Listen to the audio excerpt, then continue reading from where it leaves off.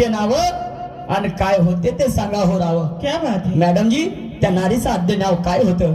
कोणती ते नार होती की जिने पादून पादून स्वयंपाक बनवलं आणि सगळ्यांना जेवण वाढलं? समजलं की नाही? त्या नारीचं आद्य नाव आणि काय होते ते सांगा राव. शाहीर निशान करतो डाव. सांगा सांगा शाहीर बरोबर. आणि एका नारीने केला पाहुणचार.